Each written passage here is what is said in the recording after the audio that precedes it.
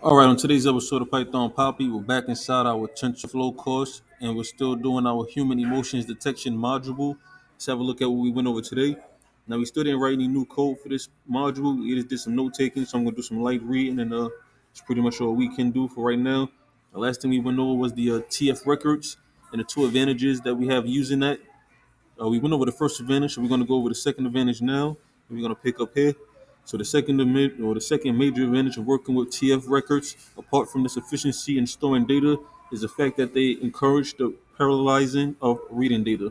This means that if we have to train our model on several hosts, let's say we have four hosts on which we train our data, for example, and we have a main data set, what we could do is create shards of our TF record data. So, for example, let's suppose that we have a complete data set. We could break that up into shards. So, let's say we break the data set up in such a way that each of the four hosts trains two shards. Given that we have four hosts, we could have four times two shards to create. So, we could break our complete data set up into or TF records up into eight shards because each host gets two shards. So, four times two is eight. That's how many shards we will have to break our complete data set up into. Now, this will lead to some reasonable gains because we can train our model on this parallelized data. And then we could also prefetch huge chunks of our data set such that when the model is ready, let me go down. The model just fits on the data which has already been prefetched. So basically, it's saying that we can break our complete data set up into shards and train it on different hosts at once. I guess we can do all of the training at once, and opposed to training it one at a time, we can just train huge chunks of our data set and prefetch it at once instead of prefetching each piece of data one at a time. We can actually prefetch it in chunks and train it in chunks that'll speed up the training. So basically, that's what we went over today, the advantages of the TS, or the second advantage of the TF records.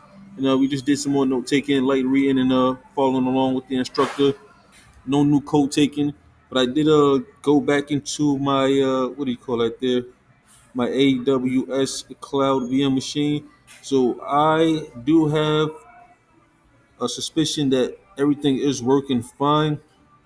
The only thing that messed up is the code that I was trying to run or the file I was trying to bring over. I did look at it and try to run it inside of my VS Code here, and it didn't have a file that I needed. I think I accidentally deleted it when I transferred some of my files over to my GitHub. So I think that the VS or the VM machine is working perfectly fine in the cloud. I'm going to try to run a simpler code on it later on to see if it works. But I think it is working perfectly fine. There's nothing wrong with it. The issue was with the file I was trying to upload to it. I think it is working fine. Like I said, it was just the file that I was trying to put on there was missing key components that it needed to actually run. Like I said, I'm going to run a simpler file on it just to test that theory and see where we go from there. But of course, I will keep you posted every step of the way. For now, this is the Python Poppy, and you guys stay Gucci.